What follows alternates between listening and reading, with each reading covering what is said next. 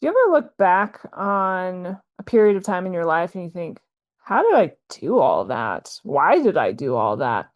Not gonna lie, that's sometimes how I feel when I think about the 5 years after grad school for me, because I indeed had 5 jobs in 5 years. And now some of them were meant to be short, right? I did a postdoc, but then I had two industry positions. And the first one, I was like, well, this is probably my forever job. Sure, let's go for it. And that job lasted for about a year and a half. Second industry position, about 6 months. Then I went back to academia. Then I got a tenure track position. It was a whole thing, and very little of it was planned out over time. And I think that's okay. And I think that's actually been the best 5 years of my life in terms of figuring out what I do like, what I don't like for work. So I'm excited for you to listen to this episode. Before we start, I do want to note that this podcast in general is not affiliated with my teaching or research roles at Colorado State University, but it does represent my very strong belief that we all do really cool things and we should have magical jobs that we love to show up at every day because what we do changes the world, impacts how we understand the world, and why shouldn't it be magical? Let's go. We got cool jobs. We do cool things. Our work should be magical. Welcome to STEMdenity. I'm your host, Anna Hodshire. We work really hard and our jobs shouldn't suck. Let's dive in.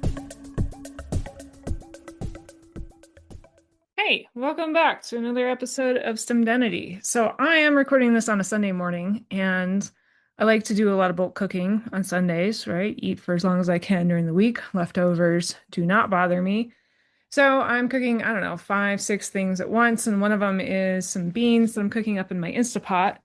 My Instapot's a little bit old and cranky, and I sometimes I guess I don't set it right, and the exhaust gets stuck in some weird in-between state. So there's just steam hissing out until I do something about it. So usually, if I just smack the exhaust with a spatula or something, it resets itself and it's fine. So I'm standing there, I'm smacking the exhaust, it's not working. And I promise, I did think this through for all of, 3 seconds, but I reach over with my hand that was in a pot holder, like hot pad thing, and decided I would fix this with my hand. And sure enough, three, two, one, bam, I get a nice little steam burn through the pot holder, which hurt like hell. I yelped and, immediately changed my plan of approach and went back to, well, basically hitting it with the spatula. So, why am I telling this story? Well, frankly, I wish in life more often we got very fast feedback on, oh yeah, the thing you're doing, it is not working and you need to do something else. But that is often not the case, right? And I think in jobs, it's actually sometimes really difficult to know, hey, am I where I should be? Do I like where I am? Things aren't perfect. Do I need to move on?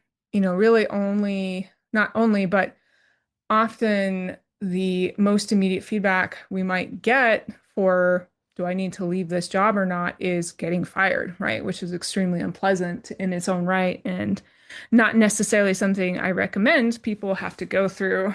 So in the last episode, right, we faced the scary thing head on. What if you don't know what you want to be when you grow up? Or alternatively, what if your dream job that you're in right now is not so dreamy? It's not what you hoped it would be, and you're not really sure what to do next. So I alluded to that I had 5 jobs in 5 years, and that is true. And so today I want to dive into that a little bit more. I want to dive into the story, kind of how did I get each job? And then what are a few key takeaways from each job? I'm not going to try to give you every single takeaway I got from every single job. We would be here for way too long. But let's kind of get some of the highlights to get you a little bit more into the framework, to get us a little bit more into the mindset of how do I move through jobs quickly? How does this feel safe over time? How can I get more used to a little bit more uncertainty and fluctuation? So let me start you out. I went to grad school and I was on track. So I got a master's and then I was in my PhD program and I was on track to graduate in about summer of 2020. By the way, my cat is scratching at the door. So if you hear weird little whispery sounds in the background, that's what's going on. I shut her out. She's deeply unhappy about it. And I might have to walk over and let her in, but we'll see. I'll let you know if the cat makes an appearance. Um, Okay, back to what I was talking about. So I was supposed to graduate in 2020 of spring or summer, basically.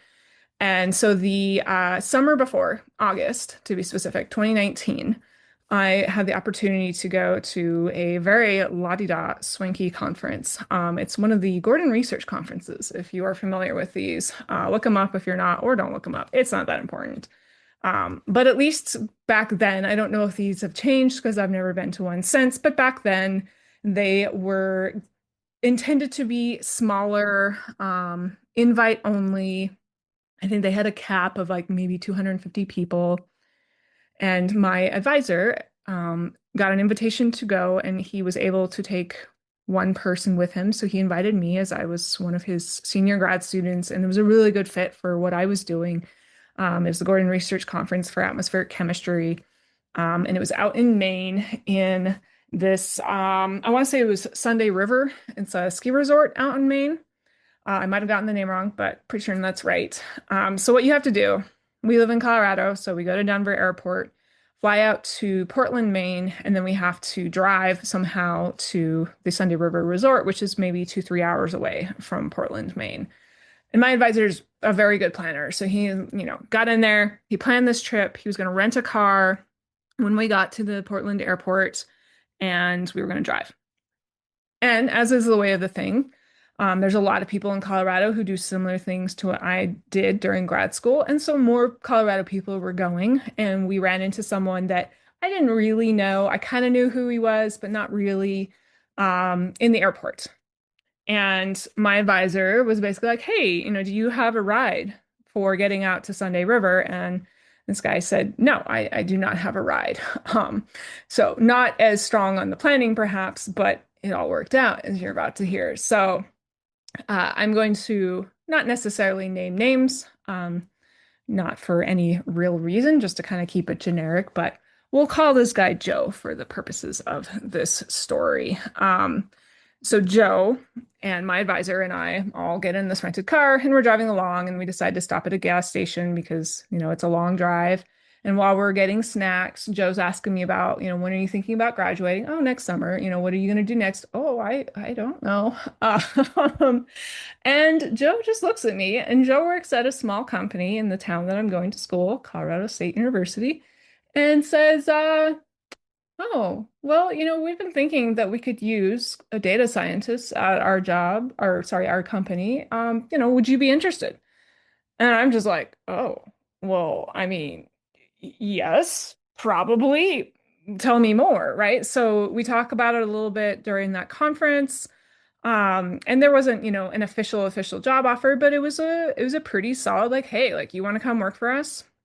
We can probably make this happen. So I was pretty excited about that. And I started to think, okay, like, I've actually reached all of the criteria for my PhD. Do I need to stay until next year, or could I graduate a little bit earlier? Because now I do actually have another job lined up. I hadn't even started looking at that point. That's how truly not very organized I have been historically when it comes to finding other jobs, is that, I just wasn't even thinking about it. I was just trucking along in my PhD. Now, maybe a month or two later, I'm in my office doing my thing. I have a colleague who's in a different department that we were collaborating on a paper on, and he came by to talk about some things. And he asked me what, I was thinking of doing next because he was going to graduate, I think, that fall. And he also was going to go work at this company that I'd gotten the offer from.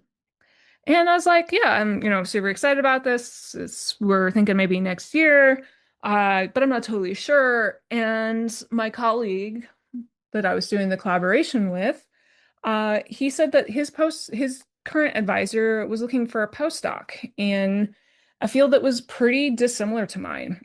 So for my PhD, we're going to get real niche for a sec, bear with me. I did aerosol microphysics, so aerosols are particles in the air. They can be liquid to solid or anywhere in between phase-wise. I think I walked through that last time and forgot the word viscosity. So here we go. It's back. Viscosity. I remember it this week. Making constant progress. Um, so I did aerosol microphysics. In other words, how do they grow, change, form, etc., in the outdoors? And then the postdoc that my colleague's advisor needed was going to be on indoor chemistry, and sounded like a little bit of a choose your own adventure. So I got excited and interested. Hey, this is something I haven't done before. The company I was going to go work at did instrumentation for aerosols. In other words, measuring aerosols. And it was actually doing pretty high level niche scientific instrumentation. So not necessarily like a air quality monitor that you might be checking on your app when you might be wondering what the air quality is like outside. But no, these are much more um, scientifically based. So I took the postdoc after talking to the advisor because it sounded exciting. And I decided, you know what? Okay, I now have potentially two jobs on the table. I don't want to be at a postdoc forever. In fact, I really only want to do a postdoc for a year or a year and some change. So I'm going to go ahead and graduate in 2019. Now, obviously, 2020, the pandemic hits. So I am super grateful that it ended up that I got to graduate. I got to walk. That was a really nice event. My mom came, everything. So very grateful for that. And I start my postdoc in January of 2020. And then a couple months later, the pandemic started and I was sent home to work. Unfortunately, it was a more data sciencey position, so I could work from home really easily. The mechanics were all there, but the mindset was not. I did not love working from home all the time. Now, I always liked getting the ability to work from home some of the time during grad school. And my grad school advisor was didn't demand us to be in the office, but he encouraged us to be in the office. So it always felt a little, I don't know, a little guilty when I worked from home. So I appreciated getting to work from home, but at the same time, it was hard. And I mean, it was the pandemic, so it's hard in general, right? Like we were all struggling. And I did end up in November of that year starting therapy. I reached out, I found a therapist. I used BetterHelp. They're not an affiliate of this podcast, at least at this time, but it worked for me. I found a great therapist. And I had really reached out initially to talk about more relational things because I was struggling with some relational things in my life. But the conversations quickly pivoted towards work and how, I wasn't loving what I was doing at work. I was struggling. And through that relationship with my therapist, as I mentioned in the last episode, if you happen to listen to it, I came to my first big insight of my work life, which was I do not love coding for 8 hours a day. I still don't. I did not then. I don't know that I ever will. And this is a big insight because it was maybe the first time that I thought to myself, here are the things that are in front of me to do, and I do not love them. And it is okay to not love them. And it is okay to perhaps move away towards something else. So let's fast forward for a bit. I had made a deal with my postdoc advisor that I was going to work one full year for her, and then I was going to transition to about half time for her and half time for this company that I still had this loose job offer from. And then by about April or May of 2021, I was going to transition to full time to the company. And everyone was still on board with that, so I got to start that out. And my job was pretty loosely defined. It was a really small company. Most everyone else at the company, in fact, everyone else at the company, had some sort of hands-on skills. They were really good at building instruments, testing, being in the lab. I am not that person. My hands-on skills are virtually non-existent, and it's partly because I just don't care, right? I haven't really spent a lot of time nurturing my hands-on skills. I'm sure I could get better. And I don't care. I don't have a strong aptitude for it. It is not my jam. So I don't do it. So I was hired with this sort of data science-y position. I could probably, crank through some of the data that they were producing in the lab and try to make interesting conclusions about perhaps. But even before I started the job, they reached out to me and said, "Hey, we're going to write this proposal for putting instruments up at this larger project because we want to do a network of our smaller, slightly lower cost instruments to complement this larger deployment that was happening out in Crested Butte, Colorado. And would you like to be a part of the proposal writing process?" And I said, "Sure. I don't know anything about writing proposals, but that sounds great." And so I enjoyed the proposal writing process and we started with the company and we heard back pretty pretty quickly around the same time that we had gotten the grant.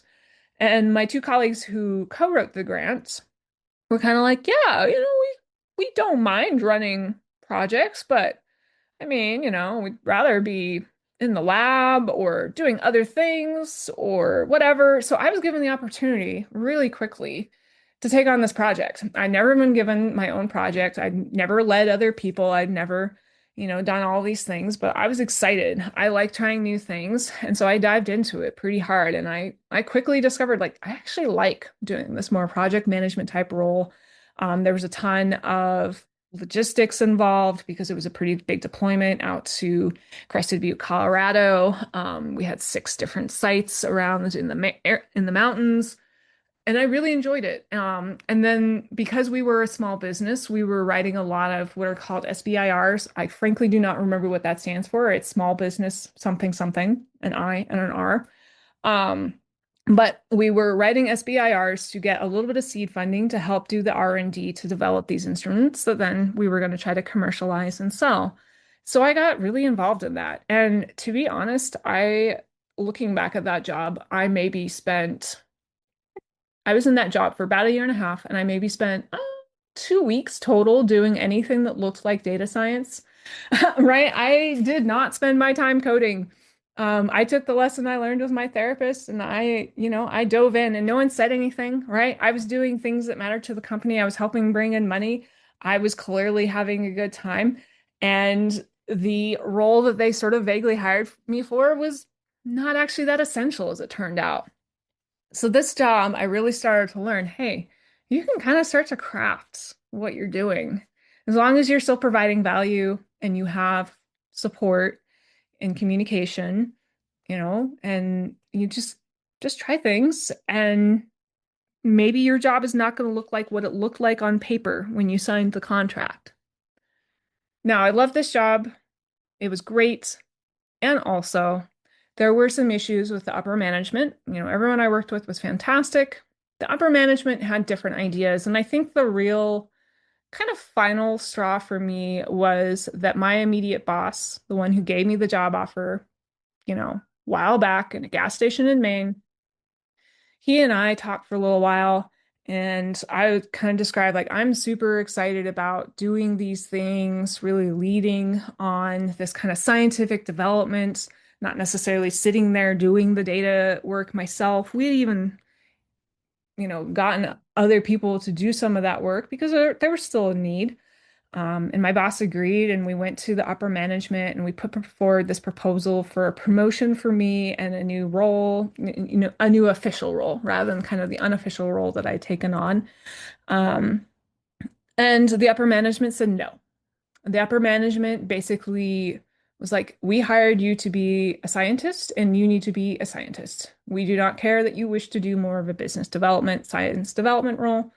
Nope, no, thank you. And it was helpful that I was in therapy so I could talk through some of this, but I was able to say, okay, this job, even though the people right around me care about me and they want me to grow, I'm being told that I'm not going to be allowed to grow. So I need to move on. So I quit that job. It was terrifying to quit that job. I did not have another job lined up. I did not have another plan for another job. Why I didn't start applying for jobs before I quit, I can't tell you. I think it was so stressful to quit my first job that I could only do one thing at a time. And quitting that job was the one thing that I could do. And I just had this feeling, this sense that, it was going to work out. I was going to find another job. It was going to be okay. So I quit that job. I posted on LinkedIn, hey, looking for a new position. And almost immediately, someone reached out to me. And this person that reached out to me, I'd actually met my last semester of grad school. So I said that I went to that swanky conference in August in 2019 up in Maine. I also had an opportunity to go to a slightly smaller conference out in the Davis area in California in December. And I met people. And I had also gone to a third conference kind of in that time frame. My advisor was really being great about making sure I had lots of conference opportunities to meet people, network, give talks, give presentations. So the people that were at this new company that was reaching out to me had seen me give talks at conferences and or had met me. And I just, I went in with myself. I was like, hey, what's up? here I am, like me, don't like me. With my talks, I had gotten to the point where I was pretty confident in giving talks. I could, make some jokes. I could really give a pretty solid talk. So I think they remembered me well enough from those just short interactions that they felt like, yeah, I want to reach out to you. So they reached out to me and they said, hey, what are you looking for? And I said, the one thing I know that I am not looking for is a data scientist position. I do not wish to have a data scientist position. I am really excited about learning about more business things. I'm excited about learning different roles in business. This is really kind of my jam right now because I don't really see a world for me in the data science world is going to make me happy, which, data science was essentially, if you strip back the layers, was my training for my PhD. Um, so I interviewed with this company. It was a startup. It was a very small startup, like 4 people at the time, give or take, based out of Boston. And they said, we're happy to give you a job offer. You can work fully remotely. I still wanted to live in Colorado at that time. And we're going to put you in a totally different role. And essentially, what I ended up doing was what's called customer success in the business world. So, if you have no idea what customer success is, these are the people that are trying to nurture their company's current customers to understand what their specific pain points are so then they can turn around and tell the rest of the company, hey, these are the pain points that our customers are having. How can we solve those pain points? How can we maybe make new products, tweaks to our current products, etc. So very different than what I had trained for, but I was excited. I threw myself into the business world. It was something new. I even tried to start an MBA briefly during that time period. I will admit, I dropped out of that MBA very quickly. It was not for me. I think it was partly the program, partly the MBA concept in general. But I remember just the classes were not that interesting. It was just time and money that I didn't really feel was actually helping me at that time.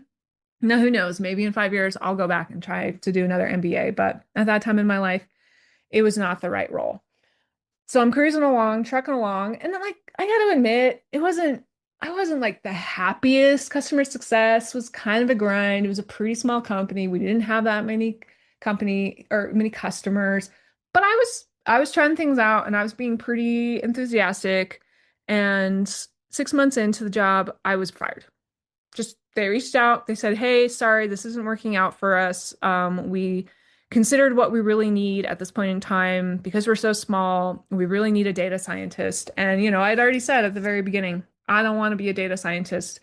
And I'm proud of myself because I was able to listen to that conversation and not say, hey, hey, hey, and, actually, like, I could probably do data science. It's no big deal. I said, okay, I hear what you're saying. I think at least one of those conversations, the door was ever so slightly cracked for me to, shove my way through and say, no, I can be a data scientist, keep me on. But I said, okay, I will not be a data scientist. I hear what you're saying. No hard feelings. They gave me a nice severance package. It was okay. Oh, guys, I am so grateful that they fired me from that job. Can I just say that? I'm going to say that again louder for the people in the back. I am so grateful that they have hired me from that job. Now, would my role have potentially changed over time? Maybe. But I think a struggle that at least I had was that in the first industry job I had, I was in person about half of the time. It was a pretty close-knit group. We were all in the same area. We would go out for drinks after work some days. And so it felt really safe and comfortable to try different things and just say, hey, I want to do this thing or I want to do that thing.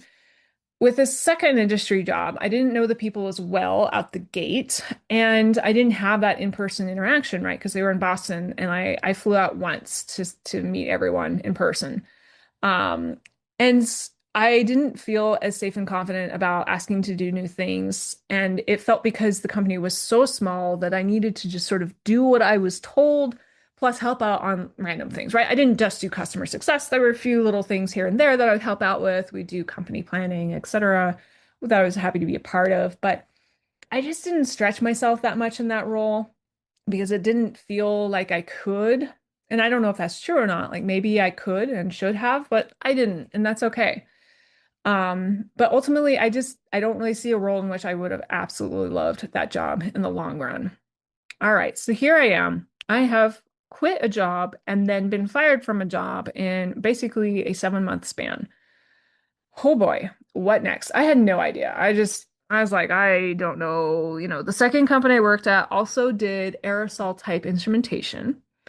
So I felt like I was still kind of like in the same world, but it was becoming more and more clear to me that the methane space, monitoring, measuring methane, was really blowing up. And I'm still in Colorado at this time, and I there's some companies in Colorado that are in the methane space, so I started looking at them, and I just started reaching out to my network. I did some cold applications. I did several cold applications, maybe I'd have to look, but 8 to 10. I heard back from one of them, and it was a like pre-screening interview, and which I bombed miserably because I'd never practiced interviews. Because my other two jobs, frankly, I got through people I knew, and the interviews were not formal and weird and scary. They were just sort of conversations. So that was a lesson of, hey, if you're gonna really get a job from someone you don't know, you're probably gonna need to get better at interviews. Um, and one of the people I talked to was, if we walk all the way back to when I was finishing up grad school, and I had a colleague that I was working with, and he said, hey, would you like to do a postdoc with my current advisor? That guy. So that guy was at that first company, and then he left that first company as well. And now he was back at CSU, Colorado State University, working for a totally new group. And I asked him how he liked it.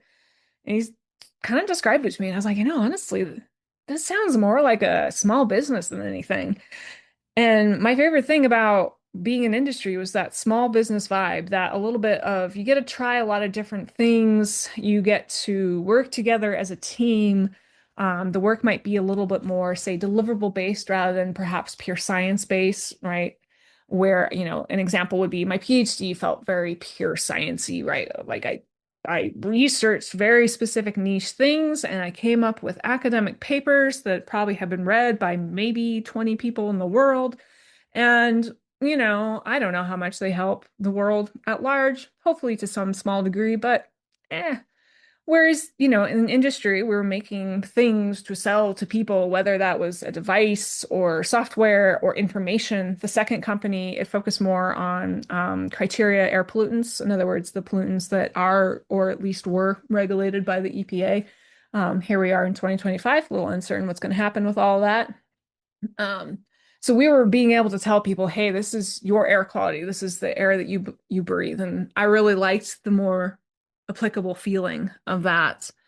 And the group that my friend was now working at CSU felt even more applicable. They were doing work with methane emissions, mostly from oil and gas. So I did several interviews. This group was only one of the interviews I did. I interviewed really, not interviewed formally, but I talked several times with someone who was working at a consulting firm because I'd never worked as a consultant. And I think I was able to identify that, at least for now, for my personality, how it is shaped and how it shows up today, would not be great at consulting. I would have a hard time at certain pieces of it. I think it's something I could do in the future, but it's not for me at this point in time. And I was really grateful for that chance to kind of learn a little bit more about consulting before diving into a job. So maybe that was my, burning my hand on the stupid exhaust thing through my glove experience, where I did learn pretty quickly, nope, this is not for me. And I was able to move on. So now I'm at this academic group at CSU. I was hired on as a research scientist, and this was 2023. And I got to do even more new things. But I got to carry over the things that I liked from, especially that first industry job. I went back to starting to write grants and run projects because that was my favorite thing so far. And working with people, I also enjoyed. And so the things that I got to do that were kind of new and also blending in these things was not only writing grants and running projects, but I started to do more student advising and mentoring because we do have graduate students in this group. So I started to work with students and mentor, which was a new skill for me. And I'm still figuring it out, right? Like I'm not a perfect mentor, 100% admit that. I feel like some weeks I'm like, yeah, that meeting went really well. And other weeks I'm like, I don't feel like I really helped at all. And, how can I make this better next time? Which is good. And it's good to audit yourself and try to figure out how to improve things. Um, but became kind of clear that, frankly, how the research scientists in this particular group act, or we basically act like faculty. We don't have the title of faculty. We don't necessarily have the pay of faculty or some of the benefits of faculty, but we're basically faculty members, right? We're basically running little mini research groups. Um, but I didn't think too long and hard about it. I was just like, yeah, this is a little faculty-ish. So about a year later, I had a summer student who I was co-mentoring with one of my mentees in the group, and I actually had a research associate that I was mentoring, and she was helping run one of my major projects. And so the research associate was working with this student, but the research associate worked remotely, so she couldn't be there for an event that the student was going to be at. So it was an event kind of honoring everyone that was a part of this summer cohort program. And I thought to myself, oh, I hate networking. I hate it with a passion. It is not my jam, but you know what? I want to support this student, and I know that his direct report cannot attend, so I'll just go. It'll be fine. I'll just go. It'll be like an hour of my life, no biggie. So I go, and I see someone that I knew, but I only knew through Zoom. So the group that I work at, and I still work with them, and you can look this up online. They're called METEC, the Methane Emissions Technology Evaluation Center. So METEC is not affiliated with any specific department at Colorado State University. Instead, they're kind of a free floating entity, which means that the grad students that we have can choose what department they want to be in. And a lot of the grad students that we have are in systems engineering. Now, I'll be very honest. I had never heard of systems engineering until I joined METEC. I don't know why I hadn't heard of it. Probably some of you are like, yeah, it's a thing, Anna. And some of you are like, yeah, what is systems engineering? And I think, I would say that systems engineering is there's two schools of thought. One school of thought is kind of the systems engineering is this discipline, and there's a whole framework called model-based systems engineering, and people do it, they love it. And then there's another school of thought, and this is a school of thought I'm definitely in, which is systems engineering is what you make of it. It could be the combination of different disciplines together. It could be, just ensuring frameworks. It can be looking at the bigger picture and understanding how everything works together rather than kind of niching down to something really specific. And that's really where I live. That's where I started to notice that I like to think in over time. So I really appreciated actually learning that there was this discipline, but I didn't think a lot about it. I was just like, okay, a lot of our students are in systems engineering. And the department head for systems engineering, who was absolutely lovely man, was at this networking event. And so I thought, okay, if nothing else, I need to go introduce myself to him, say hi, and so forth. So I went over, I introduced myself to him. We talked a little bit about the department, and I asked, what do you guys got coming up next? And he mentioned that there were going to be a couple of faculty positions opening up. And he was like, yeah, we're going to hire a few faculty members if we can find the right people. And this is probably not what he intended, but what my brain heard and interpreted that statement as, and again, do not put this on him, put this on my brain. My brain heard, oh, usually my understanding is when you put a faculty position posting out, tons of people apply and it's really competitive and it's super hard to get. But maybe not a lot of people are applying, or maybe not a lot of qualified people are applying. I don't know. Like there was just something that triggered in my mind that said, hey, Anna, even though you had not thought about becoming a faculty member, even though you feel like a little mini faculty member in your research group, maybe this isn't so far out of reach. Maybe this isn't impossible. So we talked a little bit more at that networking event, and I tried to, be open and honest, but I also tried to pick up, what he was throwing down, and a little bit of what he was throwing down was, hey, you could be an all right candidate for this. You could apply. So I went home, I thought about it, and very quickly I was like, you know what? Let's just try. What's going to happen? Worst thing that happens is I don't get the job. I already have a job that I like right now. I haven't quit at this job. I haven't been fired from this job. It's real safe to just try a stretch job and see what happens. So the posting opened, I applied, I got the phone interview. So for these faculty positions, there's often a couple layers of screening, and one can be kind of like a quick phone interview with the interviewing committee. And then, if they like you, they usually tailor it down to just a few people to bring you onto campus where you have your full day interview or maybe a day and a half or 2 days interview. So I did my phone interview. They liked me well enough, I guess, because I got called back to go on campus. I went on campus and they liked me well enough because I got a call a couple of weeks later that they were going to offer me a job. And I was like, whoa, damn. I didn't see that coming for me, but I'm so grateful. I'm so excited to try this new thing that is really pulling together what I've discovered over 5 years and 5 jobs, the things I like, the mentoring, the writing grants, the running programs, the running projects, um, and teaching. I had even started a little bit of teaching at that point. And while I'm not going to say that at this point in time, I'm a phenomenal teacher, I'm like, oh, there are things about teaching I really like. I like the performance aspect. I like the fact that it forces me to think through, hey, do I really understand this thing? Or am I just kind of like, waffling and brushing some stuff under the rug? If a student asks me about this thing, am I going to know what to do? And I taught a class. I had taught in one class by that time. And yeah, I'm totally going to admit that there were times when the students would ask questions and I'd be like, I don't know. I don't know how to answer this question, but hey, I'm gonna write a note and I'm gonna look into it and we can talk about it next time or let's talk offline or whatever. And it's okay to admit that you don't know everything as a teacher. And a few years ago, that would have been horrifying to me to be like, oh my God, I don't know the answer. You probably think I'm an idiot. You think I'm an imposter. Why am I up here? So that's my 5 jobs in 5 years. Well, let's go a layer deeper and dig into some of these lessons. So for one, in the last episode, I had introduced two things. I'd introduced sampling and ikigai. So sampling was the try something. You were allowed to like things about it. You were allowed to not like things about it, and you were allowed to walk away. Now, sometimes walking away is actually getting fired, but hey, same effect. And then the ikigai was that, what am I good at? What do I love? What does the world need? And what can I get paid for? Now, every time I got a new job, I got paid for it. So I nailed that part. Hooray.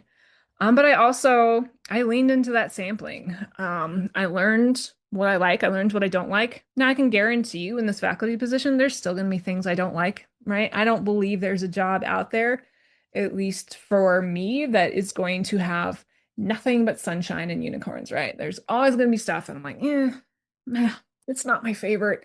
Right now, one of the things I'm struggling with that I'm totally going to do some episodes on are emails, right? I'm just like, man, there's so many emails, so many meetings. It's exhausting. What can we do about this? So we'll dive in. But sampling and ikigai. So that those two frameworks I started to develop over those 5 years and I started to lean into, and they made me feel confident. They made me feel like I wasn't just fluffing around, not really knowing what I was doing. They made me feel like, no, I am truly just trying out the world to understand how can I make my work life better? Because, hey, I spend at least 8 hours a day at work. So why can't those be good 8 hours? Or at least good 6 hours and maybe 2 hours of, I don't know, drudgery or something, right? And in order to get to this attitude, I really needed help. And I started getting that help. I got help through starting therapy, but I also started listening to podcasts, talking to people I trusted, thinking through things, writing out things, being more intentional, not just kind of moving through life at this, everything's on fire and I have to complete the tasks in front of me pace. Now, that still happens a lot where I'm constantly like, oh my gosh, there's so many things to do. But I try to take moments to step back or an hour a week for therapy or whatever it looks like. So that's something that I'm going to push on over and over and over again. Maybe at this point in time, you're like, Hannah, that is not for me, right? Therapy is not a part of my culture, is not a part of what I think is appropriate.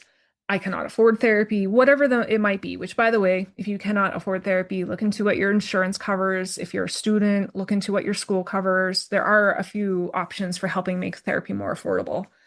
Um, but you know what? I like putting out new ideas that sometimes you're going to be like, no, no, Anna, that is not for me. And maybe I'm going to repeat that new idea a few more times. And the next time you might be like, Anna, still not for me. And then the third time you might be like, Anna, I don't know. I'll think about it. Right? That is how I am. I hear things and sometimes I'm like, absolutely not. That is ridiculous. Why would anybody do that? That is not for me. I am not capable of doing that, or that is embarrassing, or whatever story that my brain decides to build in. But then over time, okay, they start to feel a little different. They start to settle in different. And not everything I hear I'm going to go for. But some things I'm like, okay, yeah, I was pretty triggered when I first heard that or someone first told me that or whatever. I'll give you an example. I'm one of those late in life ADHD diagnoses, and the first time that anyone ever suggested to me that I had ADHD, I think I was about 33 years old. It was my therapist. She tossed it out there, and I was like, ha, I don't have that. And I shut the conversation down. I was like, nope, nope, I'm just distractible and, clearly weak because I can't focus and do deep work for 3 hours a day. We're going to move on. And I don't even think I thought about it for months. But then months later, something came up, something came up over there, something came up over there. And I started to go, there could be something into it. So I'm going to do a whole episode, or maybe more than one, on ADHD and neurodivergence, because I think this is crazy important for us to talk about. But to make that story very, very, very short, or shorter than, it could be, yeah, maybe a year or so later, I kind of circled back and said, "Hey, yeah, I might have ADHD. I'm struggling. Can we talk about this?" And so I've started to talk about it. I've started to develop frameworks, official frameworks, instead of just sort of the ones that I developed out of desperation and necessity. I got an official diagnosis, and here I am. So that's why I'm going to throw things at you that, hey, maybe they're not going to land very comfortably the first time or the first 5 times or the first 10 times you hear them. But if they are there to help you and they really could help you, I hope that they come through at the right time when you do need them and you're going to move forward with them. So that's another thing I learned from my 5 jobs in 5 years, getting help.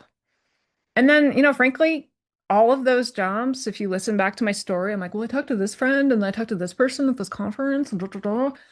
I got every single job through people I know.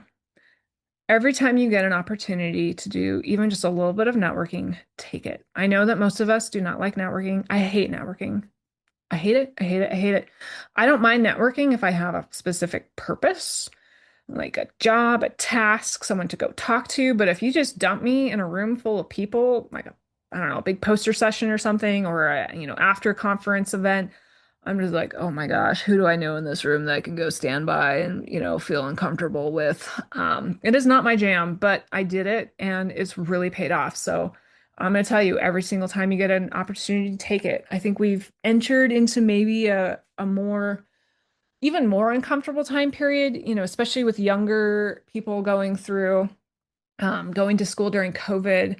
There's maybe even a little bit more discomfort with that networking piece that I think I totally sympathize with. But again, this could be where getting help, right? Go to YouTube, go to a therapist, go to a podcast, go to something to get a little bit of tips on networking and start applying those tips. Um, Super important. I don't know personally at this point in time how to get a job without getting that job from someone that already knows me. So I have no tips, I have zero tips, right? You're gonna have to go find some tips somewhere else if you're trying to get a job from a company that has zero connection to your current world. Okay, the next two things, the last two things rather, that I want to go through with this kind of like themes is one, once again, not having a plan is okay. I think some of you listening, you have a plan or you have an idea of a plan, and that's amazing. And you should stick to that plan until something tells you to change that plan. And it's good to be flexible. It's good to be open to new ideas. I had the opposite of a plan. I had zero plan, right? Grad school, no idea what I was going to do afterwards. 2 jobs landed in my lap. Very fortunate. Left a job, no idea what next. Got a new job. Got fired from a job. No idea what I was going to do next. Found a job through people I'd already worked with. And then finally, went to a random networking event with zero agenda other than showing up and showing my face to that student to say, hey, I'm supporting you. Got another job out of it, right? Not having a plan can be okay. It can be scary.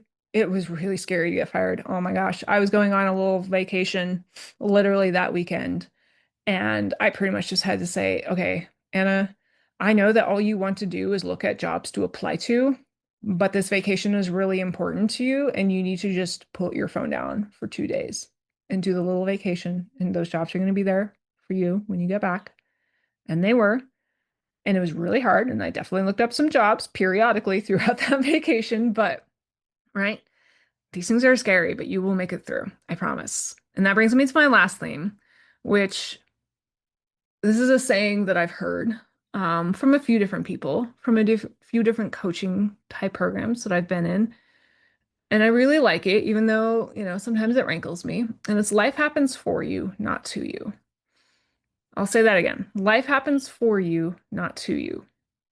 I didn't get fired from that startup job because, I don't know, my karma was off or something. I got fired from that startup job because in the bigger scheme of things, that was the wrong job for me. And they knew it and I knew it, but I was just a little too scared to admit it at that time. So I got fired and I found a much better job for me. And I'm so much happier now than I was in that job. Life happens for you, not to you. Let that sink in. Okay. So I do this thing at the end of episodes. I do these learn and move your feet, right? I introduced one last week. I'm going to do one this week. And it's, I didn't really explain the concept last week. Hopefully it's pretty self-explanatory, but it's essentially, I just threw a bunch of stuff at you. And I find it really hard when people are like, here are the 10 things you're going to do to change your morning routine so that you can then, I don't know, crush it on your emails. And I'm like, the 10 things is a long list, guys. So instead, yeah, I'll give you lots of content to chew on during the episode. You can go back, you can listen to it again, whatever. But hopefully, I can give you one thing at the end to just kind of incorporate into what you're already doing. So, last episode, I said start to notice what you do like, right? You're auditing when you're most in flow, when you're most happy at your work. Because I really believe that we live in a world where jobs are not really cut and dry, and that we can often start to mold our jobs to fit us rather than hoping for some dream job that is perfectly suited for us. Again, I do not believe in dream jobs. I do not believe that there's a job out there in which I am going to be happy the 100% of the time. There's always going to be little things. I'm terrible at paperwork. There's always paperwork in jobs. I'm not great at emails. There's always going to be emails, right? There's always going to be things. So, but how can I mold my job to fit me rather than just waiting for my dream job? How can we mold our jobs to fit us rather than our dream job just coming along and smacking us in the face? So now this week, what I would like to encourage to kind of do with the learn and move your feet is just identify maybe one thing that you would like to try or get better at. So maybe you're in a position and people around you, and I apologize, this example is very academic, but it's what I've done a lot of. Maybe people around you are writing proposals and you've never written a proposal and you're like, I don't know what it's about. It seems really scary, but the group needs money to keep going. So go talk to someone that you trust in the group and say, hey, I'd like to get a little more experience writing proposals. Chances are pretty good that that person is not just going to hand you a proposal and be like, good luck, go do it. Hopefully, they will say, yeah, all right, you could help me with my next proposal. And you can ask targeted questions like, hey, do you have a template that you follow? What is your framework? How do you kind of approach things? And that person can walk you through it.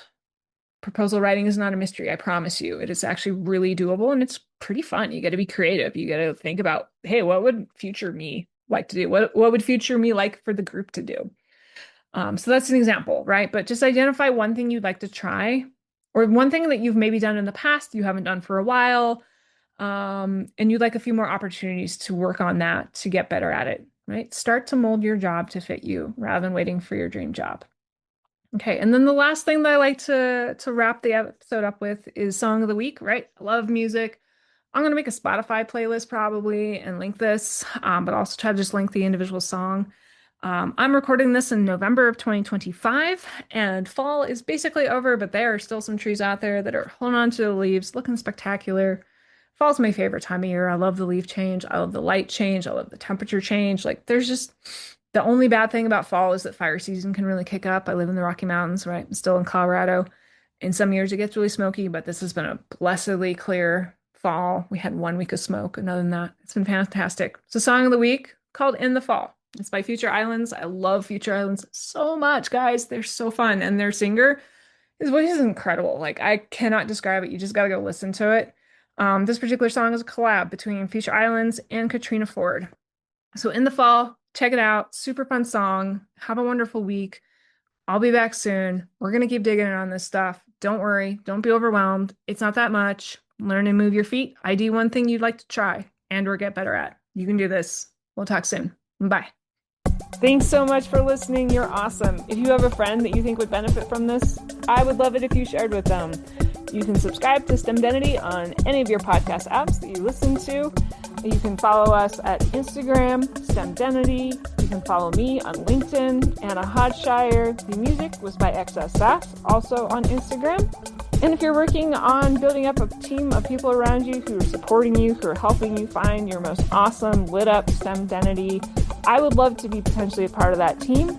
You can reach out and schedule a free 30-minute work audit call. You can dive into some of your top work blockers, start to make a plan.